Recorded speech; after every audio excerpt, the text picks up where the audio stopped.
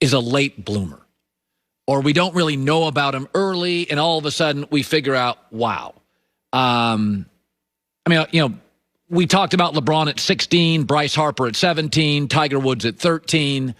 That's just kind of the reality of how it works. There are very few late bloomers become a face of the league. Now, you could say, Patrick Mahomes, but all football players go to 3 or 4 years of college, and by the end of his first year, there were rumors he was amazing, and by his second year in the league, he became really, really, really the most talked-about quarterback in the NFL, not named Tom Brady or maybe Aaron Rodgers. So Mahomes is not a late bloomer.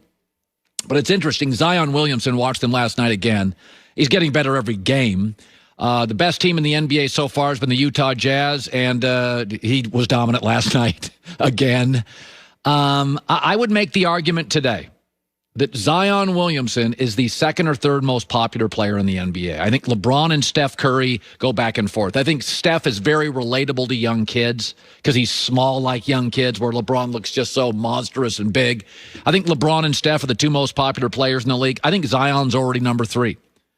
KD and Harden are great, but their personalities are a little odd. Giannis and Kawhi are quiet, not necessarily dynamic personalities. But have you noticed anything? Utah's the number 1 team in the league. The NBA's not rushing to put them on TV. The NBA didn't rush to put New Orleans on TV when they had Anthony Davis. Is anybody noticing how ESPN and TNT are fighting to get Zion Williamson on television? It reminds me when Tim Tebow was in the NFL, I was told by an executive that Tebow articles on Sunday night after the games were getting 5 and 6 times like the Patriot articles with Brady or the Giant articles with Eli. I think the NBA's found their next face in the league, and I think it's Zion, and I think he's already the 3rd most popular player. I remember a couple years ago, it may have been 5 or 6 years ago, and I've said this on the air with Joy several times, when 60 Minutes came out and said, Giannis is the face of the league. I'm like, I didn't know who he was until like year 3 in the NBA. Zion has 3 things that are really, really important. Number 1, he played at Duke, and his shoe exploded, and there was controversy around him. So we knew him as a teenager. I didn't know Giannis I didn't know Kawhi until he'd been in the league 3 years. I didn't know Giannis. It's one thing for Bryce Harper, who he's in the minors, and I knew him in high school. It's another thing, we didn't talk about Mike Trout, and then he went to the Angels, and he had to be great before we talked about him being great. We talked about Bryce Harper being great in the 8 bigs when he was in high school. So Zion played at Duke. That's why I've always defended college basketball. It's a good platform. NBA should use it more. And we knew who he was early. Plus the internet, his dunks. Secondly, is his game is not only dynamic, it doesn't look like anybody else's game. I remember when Magic Johnson came into the NBA. There'd never been a 6', 8.5" point guard. He didn't even look like other guards. Magic had kind of a funky shot. He didn't shoot like anybody else. He didn't play like anybody else. Zion's game doesn't look like anybody else's game. And number 3, his personality. Like Magic. He's likable. He smiles.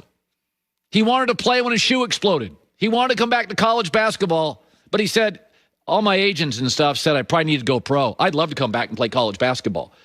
I think he's the 3rd most popular guy in the league. We knew him early. His game is crazy and crazy different. And I find the guy incredibly likable. That's not that James Harden isn't likable. He's a little odd. Kawhi is quiet.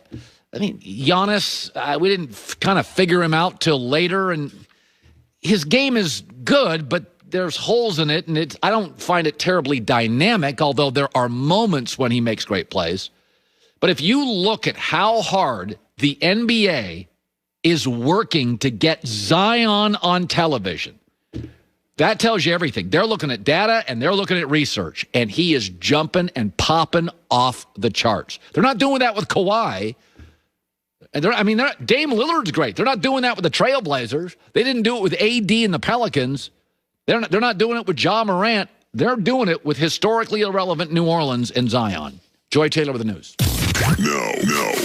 Turn on the news. This is the Herd Line News. Well, 49ers GM John Lynch said last week that he had no doubt that Jimmy Garoppolo would be the team's quarterback in 2021 if he's healthy. But they're still rumored to be looking at other options. They reportedly called the Panthers to ask about potentially trading for Teddy Bridgewater. Well, Teddy's got injury stuff, too. It's very strange. That's a weird one. Does somebody have phone records? How do they know that? That's weird. Well, look, it's a trusted source. Is it? The Athletic is reporting this. Okay. Yes. I just find it kind of interesting that wouldn't be the fit. John Lynch would come out and say that, and then there's still reports that they are looking elsewhere. Can you and I agree with this? They're moving off Jimmy G in a year. Yes. And I think if they had a viable option right now, they would move off him now. I agree, but they don't. And it's not because of talents, because although there are some people out there who don't like Jimmy G, talent-wise, he's shown what he can do. He wins. When he's healthy. The problem with Jimmy G is he's always injured. He's missed 23 games to injury. Remember when the Kirk Cousins rumors came out? We were both, at least I was like, Kirk Cousins. Kirk Cousins never missed a start. He missed a Week 17 start years ago, playoffs.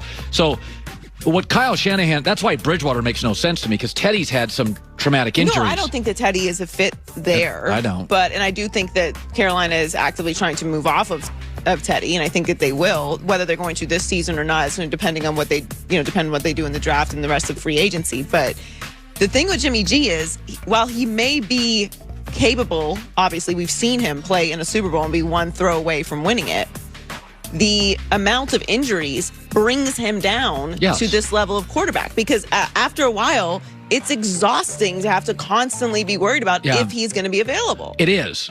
But for the time being, like I said to start the show, in this moment, he's really valuable.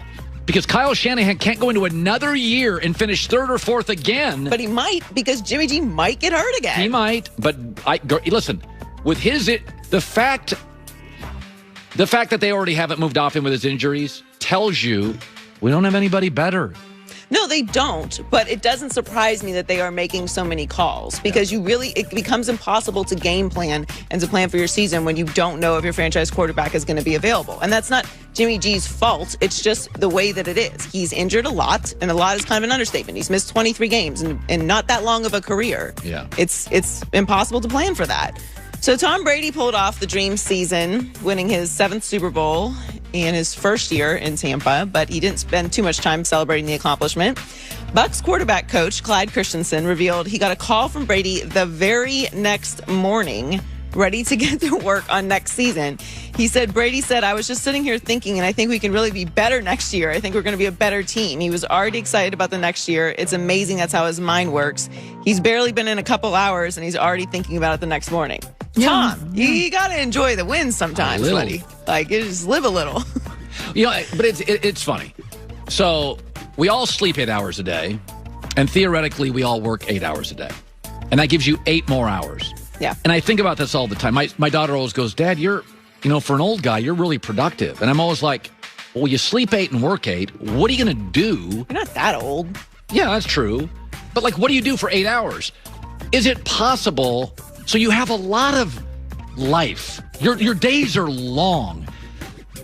Tom Brady could have had 7.5 great hours with his family that day, and then called this guy and said, I actually was thinking about this driving to the store, driving out to, the Bay here. I think we're going to be better next year. So that story sounds like Tom has no life. But if you think about the average, I think about this all the time, is that this Sunday, for instance, I had to do a podcast, but I sat and watched an NBA game, and I watched a movie, and I thought, what a loser. I sat in my hotel room for 3.5 hours. I was so discouraged. And then I thought to myself, what my daughter says, that's just life. You got a lot of time in your life. Well, also, NBA is technically work. Yeah, I guess. But I guess my point is, the idea that Tom's obsessed, he could have had 7.5 hours of his non-sleeping, it's not like he sent him a PowerPoint presentation on what he's got going on next year. But it is the mentality of it. Look, success is not an accident. Yeah, thank you. And there are outliers where people get given opportunities and there are overnight successes. And then most of the time, an overnight success is 10 or 20 years in the making.